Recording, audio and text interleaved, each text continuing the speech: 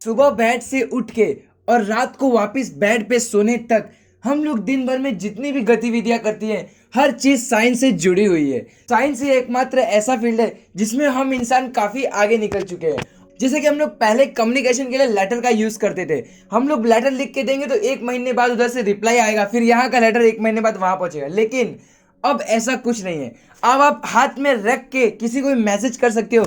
कोई भी इंसान कितना भी दूर हो, आप उसको अपने फोन से ही कॉल करके बात कर सकते हो। ये सब अभी पॉसिबल है। जो पहला फोन निकला था मोटरोला का, वो कुछ ऐसा दिखता था, लेकिन अभी के जो स्मार्टफोन है वो कुछ ऐसे दिखते हैं। लेकिन ऐसी भी बहुत सारी कंपनियां हैं जो ऐसे प्रोजेक्ट पे काम कर रही हैं जिसके मदद से जो आपका स्मार्टफोन है वो सिर्फ आपके एक उंगली पे चलेगा।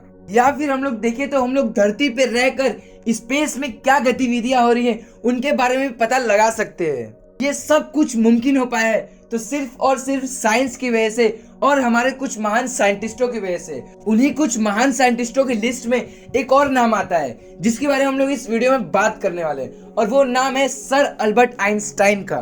तो आज हम लोग इस वीडियो में बात करेंगे आइंस्टाइन के द्वारा दी गई सबसे फेमस थियरी जिसका नाम है द थियरी ऑफ रिलेटिविटी। जो थियरी ऑफ रिलेटिविटी है उसे 2 पार्ट में डिवाइड किया गया है। पहला है स्पेशल थियरी ऑफ रिलेटिविटी, दूसरा है जनरल थियरी ऑफ रिलेटिविटी। तो हम लोग पहले बात करेंगे स्पेशल थियरी ऑफ रिलेटिविटी में। स्पेशल थियरी ऑफ रिलेटिविटी को बताते हुए आइंस्टाइन ने यह कहा था कि हम लोग 2 वे ऑफ रेफरेंस से देखते हैं। पहला होता है इनर्शियल फ्रेम ऑफ रेफरेंस और दूसरा होता है non inertial frame of reference. तो जो इनर्शियल फ्रेम ऑफ रेफरेंस है इसमें आइंस्टाइन ने यह बताया है कि अगर कोई भी बॉडी जो है वो मूव कर रहा है, अगर वो मोशन में, और मोशन करने के साथ साथ अगर उसकी स्पीड कांस्टेंट रही वो भी किसी भी सिचुएशन में, तो उसे हम लोग इनर्शियल फ्रेम ऑफ रेफरेंस कहेंगे। और दूसरी तरफ non inertial frame of reference में ये होता है कोई भी अगर ऑब्जेक्ट मोशन में और उसकी स्पीड कांस्टेंट नहीं है, उसकी स्पीड वेरिएबल है, चेंज होती रहती है, तो उसे हम लोग non inertial frame of reference में इंक्लूड करेंगे। जैसे कि रास्ते पे चल रही है कार जिसकी स्पीड कभी भी कांस्टेंट नहीं रहती है, क्योंकि अगर रास्ते पे कोई भी ऐसा ब्रेकर आया या फिर कोई भी बैरिकेड आया तो उसको स्पीड उसी हिसाब से स्लो और हाई करना पड़ता है। ये जो स्पेशल थियरी ऑफ रिलेटिविटी है वो इनर्शियल फ्रेम ऑफ रेफरेंस के लिए वैलिड है। तो अब बात करते हैं जो मोशन है और टाइम है वो एब्सोल्यूट नहीं है, तो ये रिलेटिव कैसे है।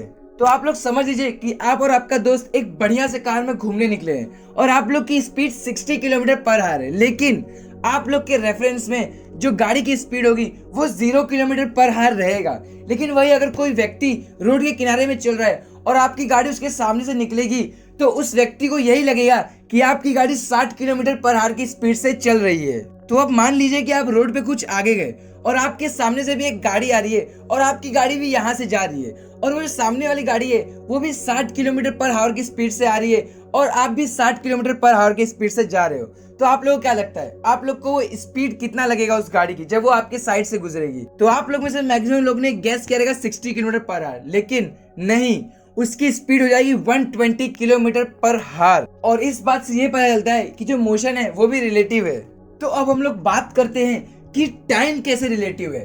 तो माइकलसन मोरले एक्सपेरिमेंट के दौरान हमें यह पता चल गया था जो लाइट की स्पीड है वो कांस्टेंट है, और इस दुनिया में लाइट की स्पीड से फास्ट कोई और चीज है ही नहीं है, बल्कि इस दुनिया में नहीं, इस पूरे यूनिवर्स में लाइट से फास्ट कोई भी चीज नहीं है। लेकिन तभी आइंस्टाइन ने अपना दिमाग लगाया और उन्होंने कहा कि अगर हम लोग स्पेस में लाइट की स्पीड से एक स्पेसशिप भेजते हैं और उस स्पेसशिप के आगे एक लाइट जलती रहेगी, अब जब दोनों ही लाइट की स्पीड से चल रहे हैं तो ये जो इसका कैलकुलेशन होगा वो लाइट की स्पीड का डबल हो जाएगा। इसीलिए कहा जाता है कि स्पेस में टाइम स्लो चलता है। अगर हम लोग इसी एक्सपेरिमेंट को लेकर देखें, अगर हम लोग लाइट से 2 गुना चलेंगे तो हमारा स्पेस में बिताया हुआ 1 साल धरती पे हजारों साल हो सकता है, ऐसा आइंस्टाइन ने बताया था। और इसी एक्सपेरिमेंट से उन्होंने साबित कर दिया था कि जो टाइम है वो भी एब्सोल्यूट नहीं है, वो भी रिलेटिव है। तो चलिए अब बात कर लेते हैं जनरल थियरी ऑफ रिलेटिविटी के बारे में। आइंस्टाइन को अभी भी इस फील्ड में काफी और रिसर्च करना था। इसके लिए उन्होंने ये एक्सपेरिमेंट किया कि जो ग्रेविटी है उसका समय पर क्या असर पड़ेगा, और उन्होंने एक एक्सपेरिमेंट के बाद ये तय कर दिया था कि जो ग्रेविटी है वो एक्सेलरेशन ही होती है। लेकिन कोई भी उनका ये बात मानने के लिए राजी नहीं था, क्योंकि न्यूटन ने बताया था कि स्पेस में एक ग्रेविटेशनल बॉडी दूसरे ग्रेविटेशनल बॉडी के ऊपर फोर्स लगाती है और अपनी तरफ अट्रैक्ट करती है। और इसी ग्रेविटेशनल फोर्स की वजह से जो हमारा अर्थ है वो सन के इर्द गिर्द घूमता है।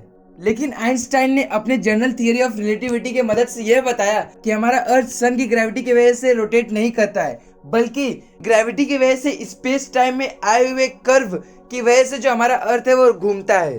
और तभी आइंस्टाइन ने स्पेस थियरी को इंट्रोड्यूस करते हुए यह बताया कि जिस भी ऑब्जेक्ट का मास होगा उसकी स्पीड काफी स्लो होगी, बस स्पेस को छोड़ के। और आइंस्टाइन ने यह भी कहा था जो ग्रेविटी है वो लाइट के ऊपर प्रभाव डालता है, लाइट की स्पीड के ऊपर कभी नहीं डालता। पहले सबको लगता था कि जो लाइट रेस है वो एक लाइन में ट्रेवल करती है, लेकिन आइंस्टाइन ने स्टार की मदद से यह बताया कि जो स्पेस में आया हुआ जो टाइम बैंड है उसकी वजह से जो स्टार से निकली हुई जो लाइट रेस है वो हमारे एटमॉस्फेयर मतलब हमारे अर्थ पे आने से पहले थोड़ी सी बैंड हो जाती है, जिसकी वजह से हमें जो स्टार है उसके रियल पोजीशन पे कभी नहीं दिखाई देता है। इन्हीं सब रिसर्च को करके आइंस्टाइन ने थियरी ऑफ रिलेटिविटी दी थी, जिसके लिए उन्होंने एक इक्वेशन दिया था E is equals to mc²। ये था थियरी ऑफ रिलेटिविटी। तो उम्मीद है आप लोग इस थियरी ऑफ रिलेटिविटी को समझ गए होंगे। तो अगर आप लोग समझ गए तो इस वीडियो को लाइक और इस चैनल को सब्सक्राइब जरूर करिएगा।